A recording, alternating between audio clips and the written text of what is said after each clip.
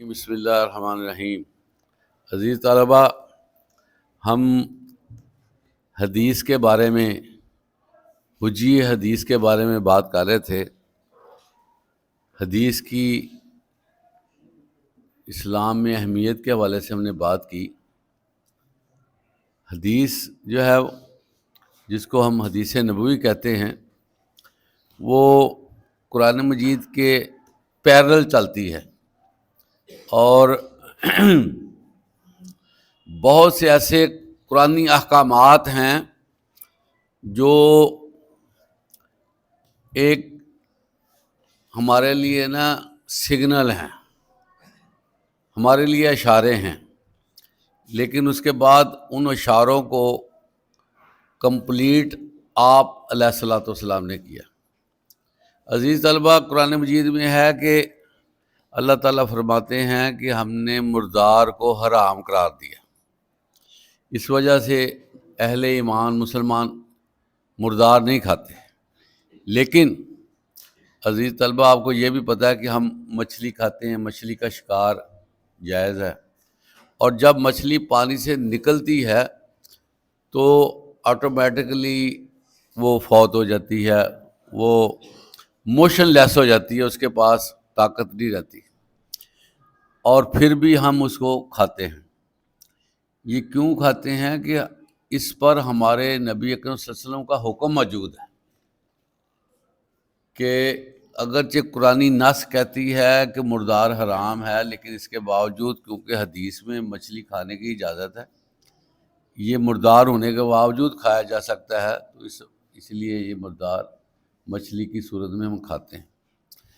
عزیز طلبہ، زکوٰۃ کے بارے میں حکم ہے، لیکن کتنی مقدار میں ہیں، اور اسی طرح عشر کے حوالے سے کتنا عشر لاگو ہوتا ہے، تو یہ چیزیں جو ہیں ہمیں حدیث سے ملتی ہیں۔ حج فرض ہے، لیکن مناسک حج جو ہیں، حج کا طریقہ کار ہمیں حدیث سے لینا پڑتا ہے۔ نماز فرض ہے، نماز کے بارے میں بھی، اس کی رکعات کے بارے میں، اس کی جزیات کے بارے میں ساری باتیں ہمیں حدیث سے ملتی ہیں۔ اس لیے کسی صورت بھی حدیث کو ہم اگنور نہیں کر سکتے۔ یہ جو شادی بیاہ کا بندھن ہے، یہ کہاں سے کیسے یہ بندھن ہو گیا، یہ بھی حدیث سے ہمیں ملتا ہے۔ النکاح من سنتی من راغب عن سنتی فلیس منی۔ نکاح کس طرح بنے گا، کس طرح قائم ہوگا، اس کے بارے میں آپ صلی اللہ علیہ وسلم ہمیں بتاتے ہیں۔ روزے کے احکامات کے بارے میں تشریحات حدیث میں ملتی ہیں۔ عزیز طلبہ، حدیث جو ہے وہ قرآن مجید کی تفسیری شکل ہے، اور اگر ہم تفسیر دیکھنا چاہتے ہیں یا تفسیر سے مستفید ہونا چاہتے ہیں، تو ہمیں تفسیر بالحدیث دیکھنی چاہیے۔ اور جب آپ قرآن مجید کو حدیث کے ساتھ سمجھیں گے تو آپ کو دین کے بارے میں بہت زیادہ معلومات ملیں گی، اور آپ کے اندر کمپلیشن آنا شروع ہوگی جب آپ قرآن مجید کو حدیث کے ساتھ ٹیلی کر کے دیکھیں۔ لیکن ایک بات بڑی اہم ہے عزیز طلبہ، کہ حدیث بذات خود کوئی چیز نہیں ہے جب تک اس کے ساتھ نبوی کا اضافہ نہ ہو۔ اس لیے حدیث ہوتی ہے وہی جو حدیث نبوی ہو۔ اور اس بارے میں تھوڑا سا آپ کو میں تاریخ کے حوالے سے بتاتا چلا جاؤں کہ جب یہ علم حدیث کے بارے میں ورکنگ شروع ہوئی تو اسلام کی شان و شوکت، اسلام کی بلندی، اسلام کا دنیا میں فاتح کی حیثیت سے آنا بہت سی قوموں کو بھلا نہ لگا، بہت سے قومیں افسردہ ہوئیں، اور پھر کیا ہوا کہ شیطانیاں ہونے لگی، لوگ مختلف طریقے سے اسلام کے حوالے سے ڈاؤٹ پیدا کرنے لگے، اور ان میں سب سے جو خطرناک ڈاؤٹ پیدا کیا گیا ہے وہ یہی ہے کہ حدیث میں بہت سی ایسی چیزیں رکھی گئیں جو فی الواقعہ حدیث نبوی نہیں ہوتی، لیکن ان کو جو ہے وہ شو کرایا جاتا ہے کہ یہ حدیث نبوی ہے، جس کو ہم ضعیف حدیث کہتے ہیں، اور پھر اسی طرح موضوع حدیث کہتے ہیں۔ موضوع کا مطلب تو ہوتا ہی من گڑت ہے، کہ جو خود ساختہ حدیث ہے اس کو موضوع کہا۔ اسی طرح ضعیف حدیث بھی جو ہے اس کے اندر کوالٹی نہیں ہوتی کہ اس پہ عمل پیرا ہوا جائے۔ تو اگرچہ اہل کفار نے بڑی سازش کی کہ اس میں حدیثوں کو جو خود ساختہ تھی مجموعہ احادیث میں شامل کرنے کی کوشش کی، لیکن اللہ تعالیٰ نے قرآن مجید میں یہ فرمایا لَقَدْ كَانَ لَكُمْ فِي رَسُولِ اللَّهِ أُسْوَةٌ حَسَنَةٌ، بے شک ہم نے آپ کی ہستی، آپ کے اسوہ حسنہ کو بہترین مثال بنایا اور لوگوں کو فالو کرنے کا کہا۔ صاف ظاہر ہے کہ عزیز طلبہ، جس طرح اللہ تعالیٰ نے قرآن مجید کی حفاظت کا ذمہ اپنے اوپر رکھا ہوا ہے، اسی طرح آپ صلی اللہ علیہ وسلم کی زندگی کو سیف اینڈ ساؤنڈ قلم بند کرنے کے لیے پورا اہتمام کیا۔ یہی وجہ ہے کہ بہت بڑے بڑے محدثین جو ہے وہ تاریخ میں ہمیں نظر آتے ہیں جنہوں نے اپنا اونا بچھونا حدیث کی کلیکشن بنایا ہوا تھا، اور حدیث کے حوالے سے ہی ان کی ساری زندگی گزر گئی۔ حدیث پہ محنت کرتے ہوئے انہوں نے سارا وقت گزارا اور ایک ایک جز کا خیال رکھا۔ عزیز طلبہ، علم حدیث کا جو علم ہے نا، دنیا کا سب سے بڑا علم ہے۔ میں آپ کو بتاؤں، ہم لوگ اپنے اوپر غور نہیں کرتے کہ اللہ تعالیٰ نے ہمیں کیا کیا چیزوں سے نوازا ہے۔ دنیا کا سب سے بڑا ریسرچ ورک حدیث کی کلیکشن ہے، دنیا کا سب سے بڑا۔ 5 لاکھ افراد سے زائد لوگوں نے نا اس ریسرچ ورک میں حصہ لیا ہے۔ یہ جو اتنا بڑا کام ہوا کہ حدیثوں کو اکٹھا کیا گیا تاکہ کوالٹی جو ہے وہ برقرار رکھی جائے۔ یہی وجہ ہے 2 ہمیں کتب حدیث ایسی ملتی ہیں جس پہ اتنی محنت ہوئی ہے، لاکھوں حدیثوں میں سے چند ہزار حدیثیں جو ہیں سامنے لے کر آئے ہیں۔ ایک کا نام ہے صحیح البخاری، دوسرے کا نام ہے صحیح مسلم۔ ان احباب نے اتنی محنت کی اور لاکھوں حدیثوں کے مجموعے سے چند حدیثیں لے کر، چند ہزار لے کر اس کو اپنی کتاب میں رکھا تاکہ کوئی ڈاؤٹ ہی نہ رہے۔ اس لیے جب ان کا نام لیا جاتا ہے نا تو 7 لفظ صحیح ہیں بولا جاتا ہے کہ دونوں کتابیں بالکل صحیح ہیں۔ اور پھر اس کے علاوہ صحیح 6 ہیں، وہ کتابیں بھی ایسی ہیں احادیث کی جس میں صحیح احادیث ہیں، لیکن ان کے محدثین نے یہ کیا کہ جس کوالٹی کی حدیث تھی آگے اس کا سٹیٹس بتا دیا۔ اگر صحیح ہے تو صحیح، اگر حسن ہے تو حسن، اگر اس کے اندر اور کوئی فالٹ ہے تو وہ ظاہر کیا گیا، اگر جو ہے وہ ضعیف ہے تو اس کو مینشن کر دیا گیا، موضوع کو مینشن کر دیا گیا۔ اس طرح علم حدیث میں ہر چیز نکھاری ہے، نتھار کر حدیثوں کا علم ہے۔ اب جو لوگ اس حدیث میں ڈاؤٹ پیدا کرتے ہیں کہ یہ کلیکشن میں مسائل تھے، یا جو ہے وہ کوالٹی نہیں، یا یہ ڈاؤٹ، یا قرآن کے ساتھ اس کو ریلیٹ نہیں کرتے، بلکہ کہتے قرآن جو ہے وہ اگر اس کی بات آ گئی تو پھر ٹھیک ہے۔ عزیز طلبہ، ان کے دلوں میں بیماری ہے، میں آپ کو بتاؤں۔ وہ بیماری کی وجہ سے جو ہے نا علم حدیث میں جو نا ڈسٹربنس پیدا کرنے کی کوشش کرتے ہیں، لوگوں کو ڈاؤٹ کرتے ہیں، جبکہ اللہ تعالیٰ نے جہاں قرآن ہے وہاں اپنے نبی کی زندگی کو رکھا ہے۔ ایک دفعہ ایک بندہ، ایک صحابی حضرت عائشہ سے ایک سوال کرتا ہے کہ یا اما عائشہ، مجھے آپ صلی اللہ علیہ وسلم کی زندگی کے بارے میں بتائیے، ان کے اخلاق و اطوار کے بارے میں بتائیے، ان کی پرسنالٹی کے بارے میں بتائیے۔ چنانچہ حضرت عائشہ ان کو رپلائی کرتی ہیں، ان سے استفسار کرتی ہیں، ان سے کویشچن کرتی ہیں کہ کیا تم قرآن نہیں پڑھتے؟ تو اس صحابی نے کہا میں قرآن تو پڑھتا ہوں۔ حضرت عائشہ وہاں پر فرماتی ہیں کہ قرآن مجید کی جو عملی تفسیر ہے نا، جو قرآن کا پریکٹیکل ہے، وہی تو آپ صلی اللہ علیہ وسلم کی زندگی ہے۔ اس سے آپ اندازہ کریں کہ قرآن مجید کو سمجھنا ہے تو آپ کی زندگی کا مطالعہ کریں، تاکہ نا قرآن فہمی کا ہمیں صحیح پتہ چل سکے۔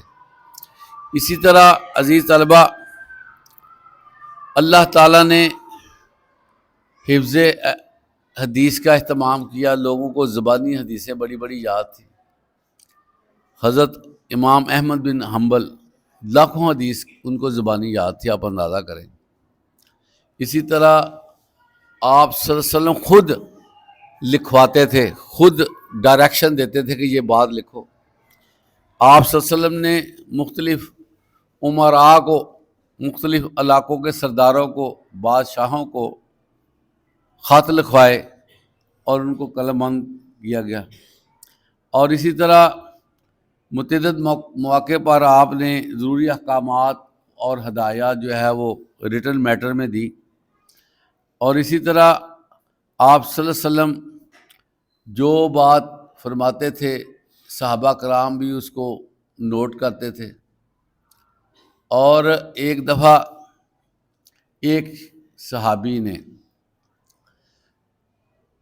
ایک دوسرے صحابی سے کہا کہ تم ہر بات اللہ کے نبی کی نوٹ کر لیتے ہو، ممکن ہے کہ کبھی ایسا ہو کہ آپ صلی اللہ علیہ وسلم غصے سے ہوں اور وہ بات کہیں اور تم پھر بھی نوٹ کر لو۔ اس صحابی نے آپ صلی اللہ علیہ وسلم کی مجلس میں ہونے کے باوجود حدیث لکھنے کا سلسلہ موقوف کر دیا۔ اب آپ صلی اللہ علیہ وسلم خود اس کو واچ کرتے تھے، آبزرو کرتے تھے کہ یہ صحابی میرا حدیث کو لکھتا ہے، میری بات کو لکھتا ہے، تو اب اس نے لکھنا چھوڑ دیا۔ تو اسپیشلی آپ صلی اللہ علیہ وسلم نے اس بندے کو بلایا کہ تم لکھا کرتے تھے اور اب لکھنا چھوڑ دیا، کیا وجہ بنی؟ وہ بندہ کہتا کہ مجھے فلاں شخص نے یہ کہا کہ آپ صلی اللہ علیہ وسلم کبھی نارمل ہوتے ہیں، کبھی غصے میں بھی ہوتے ہیں، کیفیات انسان کی بدلتی ہیں، یہ نہ ہو تم وہ بات لکھ دو اور پھر وہ بات جو ہے وہ غصے میں کہی گئی ہو، اس کی ویلیڈیٹی نہ بنتی ہو۔ آپ علیہ الصلوۃ والسلام نے جو بات کہی وہ بڑی قابل غور ہے عزیز طلبہ، کہ آپ فرماتے ہیں کہ قسم ہے اس ذات کی جس کے قبضے میں میری جان ہے، اس زبان مبارک سے، اس زبان سے کبھی حق کے بغیر کوئی چیز نہیں نکلے گی۔ اور یہی وجہ ہے کہ صحابہ کرام جو ہے وہ آپ کو مانوٹلی آبزرو کرتے تھے وضو کرتے وقت، اور اسی طرح عبادات کے وقت آپ کی گفتگو کو ریکارڈ کرتے تھے، آپ کے ایڈریسز کو نوٹ کرتے تھے، پورا خطبہ۔ عزیز طلبہ، یہ جو کلچر تھا نا عرب میں، یہ بڑا اہم تھا کہ ان کو چیزیں بڑی یاد رہتی تھی۔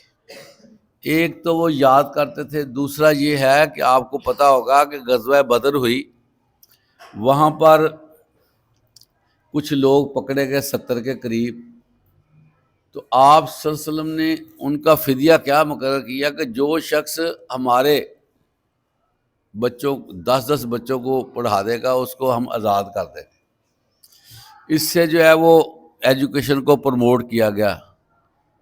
مدینے میں لٹریسی ریٹ جو ہے وہ بڑھنے لگا، اور اسی طرح صحابہ کرام میں بھی پڑھنے کی خواہش ہوئی، کیونکہ اللہ تعالیٰ نے بھی قرآن مجید میں فرما دیا تھا کہ ہم نے تمہارے لیے اقرا بسم ربک الذی خلق خلق الانسان من علق، اقرا و ربک الاکرم الذی علم بالقلم، پڑھ اس رب کے نام سے جو جس نے پیدا کیا ہے اور قلم سے سکھایا۔ ایک تو پڑھنے کی بات ہوئی، پھر قلم سے سکھایا، صاف ظاہر پڑھا لکھا بندے قلم سے سیکھ سکتا ہے۔ ایک تو وہ بات صحابہ، پھر آپ نے فرمایا طالب العلم فریضۃ علی کل مسلم، علم حاصل کرو، تم پر فرض ہے۔ یہ چیزیں جو ہیں یہ بندے کو چلاتی ہیں، پروموٹ کرتی ہیں علم کے حصول کے لیے۔ پھر آپ علیہ الصلوۃ والسلام نے یہ بھی فرمایا کہ عالم کو جاہل پر ایسے فضیلت ہے جیسے زندہ کو مردہ پر، اور اسی طرح فرمایا کہ صرف علم والے ہی اللہ کو پہچان سکتے ہیں، اور یہ بھی فرمایا کہ علم جنت کے راستوں کا نشان ہے، اور علم کی اہمیت جو ہے وہ جا بجا اجاگر کی گئی، جس سے جو ہے نا باقاعدہ کلچر ڈیولپ ہوا علم حاصل کرنے کا، اور وہ جو کلچر تھا وہ صاف ظاہر ہے کہ علم حدیث میں بھی اسی طرح کام آیا، علم حدیث میں بھی لوگوں نے چیزیں لکھی۔ تو اس طرح بہت سے مجموعے جو ہے وہ حدیث کے ابتدا ہی میں نظر آنے لگے۔ یہ جو کہا جاتا ہے نا کہ یہ بات ہے، بات نہیں ہے، بعد میں اس کو آرگنائز کیا گیا زیادہ۔ جو چیزیں بکھری ہوئی تھی مختلف صحابہ کرام کے پاس تھیں، انہوں نے اپنے بچوں کو وہ منتقل کی، اپنے ریلیٹیوز کو دیں، اپنے عزیزوں کو دیں، اپنے دوستوں کو وہ حدیث کے حوالے سے اپ ڈیٹ کیا، تو صاف ظاہر ہے کہ وہی چیزیں پھر محدثین نے اس کو کلیکٹ کیا۔ یہ جو کہا جاتا ہے نا بخاری میں ہے، مسلم میں ہے، صحیح ستہ میں ہے، عزیز طلبہ ان کی اپنی بات کوئی نہیں ہوتی، وہ حدیث ہوتی ہے، اور حدیث جو ہے انہوں نے لی ہے جب تک اس حدیث کو روایت کرنے والے کا سلسلہ جو ہے آپ صلی اللہ علیہ وسلم تک نہیں پہنچتا، اس حدیث کو نہیں لیا انہوں نے صحیح عین میں۔ باقاعدہ طور پر راوی کا دوسرے راوی سے ملنا لازم قرار تھا، اور جو بندے حدیث میں کام کرتے تھے ان کا سارا ڈیٹا رکھا جاتا تھا، اور ان کے بارے میں ریسرچ ورک تھا کہ اس بندے نے کبھی جان بوجھ کر جھوٹ تو نہیں بولا، اس بندے میں کوئی اخلاقی مسائل تو نہیں ہیں، یہ بندہ کوئی 2 نمبری تو نہیں کرتا، کہیں ملاوٹ یا دھوکہ دہی تو نہیں کرتا۔ پورے اس کی کریکٹر کو جانچ کر نا پھر حدیث لی جاتی تھی۔ اس حوالے سے جتنا زبردست سیٹ اپ حدیث کے حوالے سے نظر آتا ہے، حضرت آدم علیہ السلام سے لے کر حضرت عیسیٰ علیہ السلام تک اس طرح کا سیٹ اپ نہیں ہے۔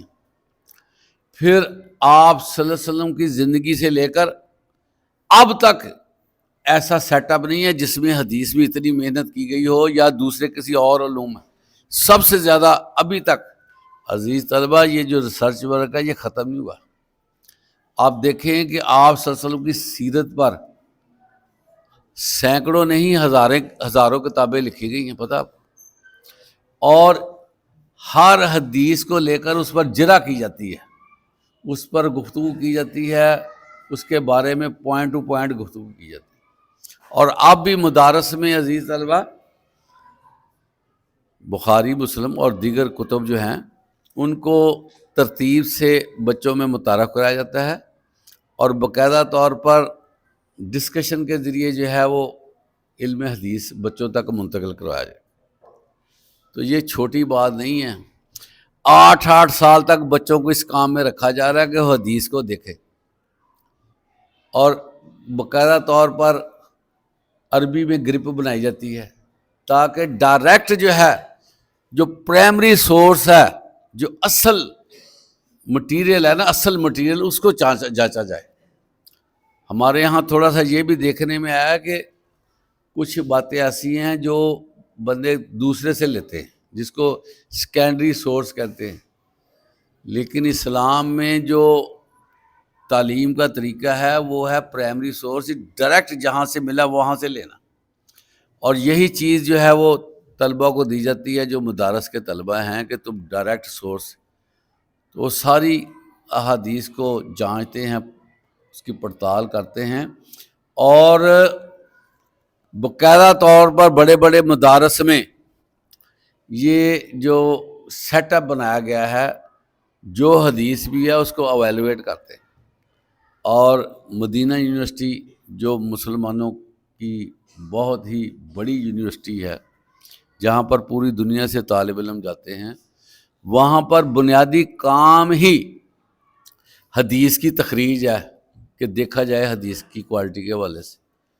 تو یہ لامتناہی سلسلہ ہے حدیث کے حوالے سے، اور اس کو بڑا ہی زیادہ سیریسلی لینا چاہیے۔ اور آپ صلی اللہ علیہ وسلم کی جو پذیر آئی ہے نا، اب ہم تعریفیں کرتے ہیں آپ صلی اللہ علیہ وسلم کی۔ اصل تعریف عزیز طلبہ یہ ہے کہ آپ صلی اللہ علیہ وسلم کے حکموں کو مانا جائے، آپ صلی اللہ علیہ وسلم کی سنت پر عمل کیا جائے، آپ صلی اللہ علیہ وسلم کی ہدایات کو زندگی میں اپنایا جائے۔ اصل جو ہے یہ چیز نظر ہونی چاہیے، چاہے جائے کہ ہم ایک تعریف کر کے واپس ہو جائیں، عمل کس لیے کرنا ہے؟ تو آپ صلی اللہ علیہ وسلم کی جو زندگی ہے نا، وہ نمونہ اللہ نے ڈکلیئر کیا ہے، اس لیے ہمیں اس کے بارے میں غور کرتے رہنا چاہیے، اور جو ہے وہ خود بھی علم کے بارے میں ہمیں شوق رکھنا چاہیے۔ یہ جو ہمارا کلچر جو بنا ہوا ہے نا، یہ ٹھیک نہیں ہے کہ ہم دوسروں کے منہ کی طرف دیکھتے ہیں کہ وہ ہمیں بتائے۔ عزیز طلبہ، یہ جو علم ہے نا، علم اس پہ خود داخل ہوا جائے گا نا تو پھر علم بنتا ہے۔ کسی سے آپ لے لیں سیکنڈری علم اور خود ریسرچ نہ کریں تو بعض اوقات آپ کو وہ چیز نہیں مل سکتی جو آپ چاہتے ہیں، جو کوالٹی آپ چاہتے ہیں وہ نہیں ملے گی، کیونکہ آپ تو انڈائریکٹ ہو چکے ہیں۔ تو سارے لوگوں کو محنت کرنی چاہیے اور علم حدیث کے حوالے سے خود آگے بڑھنا چاہیے، تاکہ ہم صحیح حدیث کی طرف چلے جائیں، اور صحیح حدیث جو ہے وہ ہمیں ریلیف دے گی۔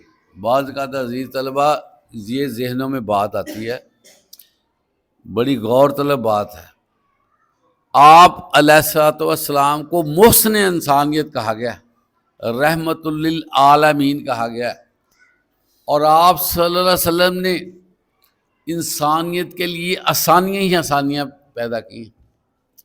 آپ صلی اللہ علیہ وسلم نے جب یہ فرمایا کہ حج فرض ہے، ایک صحابی پوچھنے لگا کیا ہر سال؟ پھر ٹھہر کے پھر پوچھ لیا کیا ہر سال؟ 3 دفعہ پوچھا۔ اس کے بعد اللہ کے نبی ٹھہر کے بتاتے ہیں کہ اگر تمہیں میں اس وقت ہاں کر دیتا تو ساری امت کے لیے ہر سال حج فرض ہو جاتا تھا۔ تو ایسے سوال مجھ سے نہ کرو جو بعد میں تمہارے لیے پریشان کرو۔ ایک بندہ تھا، اس کے بارے میں پتہ چلا کہ وہ روزے رکھتا ہے، وہ بہت زیادہ عبادت کرتا ہے، تو آپ نے اس کو بلایا، آپ نے فرمایا کہ تم اتنے روزے کیوں رکھتے ہو؟ وہ کہتا مجھے شوق ہے، میں زیادہ سے زیادہ روزے رکھوں۔ آپ نے فرمایا تیرے جسم کا بھی تجھ پہ حق ہے۔ آپ نے فرمایا تم 1 مہینے کے 3 رکھ لیا کرو۔ اس نے اجازت چاہی کہ میں اور رکھوں، آپ نے اس کو مزید تھوڑے سے روزے رکھنے کی اجازت دی۔ وہ اس میں جو ہے وہ مزید چاہتا تھا کہ میں روزے رکھتا رہوں، چنانچہ آپ علیہ الصلوۃ والسلام نے فرمایا کہ تم اس طرح کرو، 1 دن روزہ رکھ لیا کرو، 1 دن افطار رکھا کرو، کھایا پیا کرو۔ اب آپ دیکھیں عزیز طلبہ، وہ بندہ جوانی میں تو یہ کام کرتا رہا، 1 دن روزہ 1 دن افطار، لیکن جوں ہی اس کی عمر تھوڑی سی چینج آئی، کچھ جو ہے وہ بدل گیا وقت، تو وہ کیا ہوا، اس پہ وہ روزہ جو ہے نا بوجھ بن گیا، لیکن چونکہ اس نے عہد کیا ہوا تھا میں نے ایک دن چھوڑ کے ایک دن روزہ رکھنا، خود یہ آپشن لی تھی، چنانچہ عزیز طلبہ بعد میں وہ پریشان ہوا اور اس کے دل میں یہ آتا تھا کاش میں اللہ کے نبی کی بات مان لیتا تو ایک مہینے میں 3 رکھ لیتا تو کافی تھا، لیکن چونکہ وہ خود اپنی عقل کا استعمال کر گئے، تو اس لیے عزیز طلبہ آپ صلی اللہ علیہ وسلم کے جب ہم فرامین کو دیکھتے ہیں نا، یقین کریں کہ وہ ہمیں بڑی قباحتوں سے بچاتے ہیں۔ بظاہر تو ہم سمجھتے ہیں کہ کوئی حکم ہوگا، حکم نہیں ہوتا، بلکہ حدیث میں ریلیکسیشن ہوتی ہے، باقاعدہ طور پر حدیث میں لوگوں کو ریلیف دیا جاتا ہے کہ اگر یہ نہیں ہو سکتا ایسے کر۔ اب دیکھیں نا، نماز ہے، نماز کے حوالے سے کوئی بندہ کھڑے ہو کر نہیں پڑھ سکتا تو بیٹھ کے پڑھ لے، بیٹھ کے نہیں پڑھ سکتا تو لیٹ کے پڑھ لے۔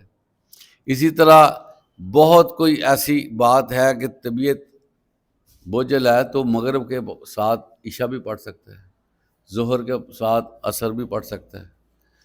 تو اس طرح کتنی زیادہ یہ ہمیں فائدے پہنچاتے ہیں، آپ کی حدیثیں میں کتنا فائدہ پہنچاتی ہیں۔ تو ہمیں تو یہ نبی جو اللہ تعالیٰ نے ہمارے لیے مبعوث کیے ہیں، انہوں نے تو اپنی امت کے لیے اللہ سے زور ہو کے جو ہے نا وہ ریلیف مانگا ہے۔ کسی امت کے لیے یہ مال غنیمت جائز نہیں تھا، میں آپ کو بتاؤں، اللہ نے ہمارے لیے یہ جائز قرار دیا مال غنیمت۔ اسی طرح لوگ جو پہلے قربانی دیتے تھے نا عزیز طلبہ، وہ رکھ دی جاتی تھی اور آسمانی بجلی اس کو چک لیتی تھی، جلا دیتی تھی، ختم کر دیتی تھی۔ آپ نے کہا کہ تم قربانی دو، خود بھی کھاؤ، رشتہ داروں کو بھی کھلاؤ، دوستوں کو بھی کھلاؤ، دعوتیں کرو، غربا میں بھی تقسیم کرے، بتائے اور ہمیں کیا چاہیے؟ ہم خود اس کو حلال کرتے خود ہی کھا لیتے ہیں، تو یہ کس امت میں بتائیں؟ اللہ کے نبی تو ہمارے لیے آسانیاں دینے کے لیے آئے ہیں۔ قرآن مجید کے بارے میں جب آپ بتاتے تھے اس میں بھی آسانی پیدا کر دیتے تھے تاکہ نا میری امت پہ بوجھ نہ بنے۔ بہت سارے ایسے احکامات جو سخت تھے آپ نے اس کو لائٹ کیا۔ اب دیکھیں نا، یہ جو نماز تراویح جو قیام اللیل اس کا نام ہے، اس کو تراویح کا نام بعد میں دیا گیا، یہ اللہ کو اتنی پسند تھی جب آپ نے شروع کی، آپ نے 3 دن پڑھانے کے بعد اس پہ بریک کر دی کہ آپ کو اندیشہ ہوا کہ کہیں یہ فرض نہ ہو جائے، اللہ کو اتنی پسند ہے تو کس کے لیے روکا؟ امت کے لیے روکا کہ میری امت پہ یہ گرانا گزرے سے روزہ کھولنا ہے اور نماز پڑھنی ہے۔ جب ہم ان کو یہ کمپلسری کر دیں گے قیام اللیل تو ان کے لیے گراں ہو جائے گا کہ صبح روزہ رکھا ہے، محنت کی ہے، رات کو جو ہے وہ آرام نہیں مل سکا، پھر ان کی کوالٹی اور ان کے کام میں حرج ہوگا۔ اللہ کے نبی نے اس کو جو ہے وہ آپشن رکھا، بند کر دی کہ بند کر دو کہیں۔ تو اسی طرح مسواک کے حوالے سے ہے کہ اللہ کے نبی فرماتے ہیں کہ مجھے یہ محسوس نہ ہوتا کہ یہ میری امت پہ گراں ہے، میں ہر نماز کے میں نا مسواک کو لازم قرار دیتا، تو آپ نے اس کو لازم قرار نہیں دیا۔ حالانکہ مسواک جو ہے یہ 1,24,000 کم و بیش جو پیغمبر گزرے ہیں نا، سب نے مسواک کی ہے، پتہ آپ کو؟ اور جو ہے وہ نماز میں مسواک بہت زیادہ ضروری ہے، لیکن آپ نے پھر بھی اس میں آپشن رکھ دی۔ آپ صلی اللہ علیہ وسلم جب گھر تشریف لاتے سفر سے تو سب سے پہلے جو ورک کرتے وہ مسواک۔ رات کو اٹھ گئے ہیں 12-1 بجے اٹھ گئے ہیں، رات کے اندھیرے میں اٹھے، سب سے پہلے مسواک کی، تہجد کی نماز پڑھنے لگے ہیں، مسواک کی۔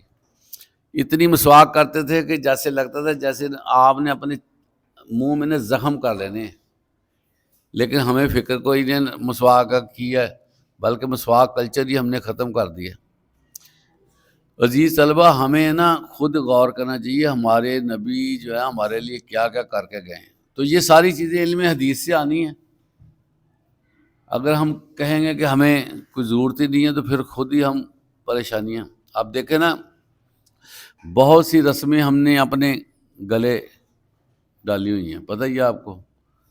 تو اگر ہم حدیث کو دیکھیں تو اس میں تو بڑا ریلیف ہے، لیکن رسموں کی وجہ سے ہم ٹائٹ ہو گئے، ہمارے اخراجات بھی بہت بڑھ گئے ہیں اور نقصان بھی ہو رہا ہے۔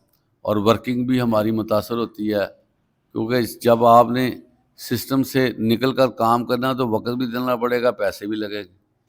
تو عزیز طلبہ، حدیث میں تو موجے ہی موجے ہیں۔ اللہ تعالیٰ نے ہمارے لیے نا جو نبی محمد صلی اللہ علیہ وسلم بھیجے ہیں وہ سب سے زیادہ شفیق تھے امت پہ، اور انہوں نے ہر جو ہے وہ جگہ پہ اپنی امت کو فائدے دیے۔ تو اس حوالے سے ہمیں کوشش کرنی چاہیے کہ ہم اپنے طور پر اتباع رسول میں بہت زیادہ آگے بڑھیں اور کیئرفلی جو ہے سنت کا اہتمام کریں۔ صحابہ کرام میں یہ پورا شوق تھا کہ وہ آپ صلی اللہ علیہ وسلم کی سنت کو لے کر اس پر عمل کرنا بڑا فخر سمجھتے تھے۔ تو اللہ تعالیٰ ہمیں اس بارے میں سمجھ عطا فرمائے اور ہماری بھی محبتیں۔ عزیز طلبہ، سب محبتوں کی جو فائنل سٹیج ہے نا وہ عمل ہے۔ میں آپ کو بتاؤں، آپ صلی اللہ علیہ وسلم کی اسوہ حسنہ پر عمل کریں گے تو آپ کی ویلیڈیٹی ہونی ہے کہ آپ اللہ کے نبی کی تعریف کرتے ہیں۔ اگر آپ تعریف کرتے ہیں، عمل نہیں ہوتا، تو پھر وہ تعریف جو ہے وہ آپ کو سرٹیفکیشن نہیں ملے گی کہ جی آپ بڑے محبت کرنے والے ہیں، کیونکہ اللہ تعالیٰ بار بار اتباع رسول، اطاعت رسول کے بارے میں فرماتے ہیں۔ وآخر دعوانا الحمدللہ رب العالمین۔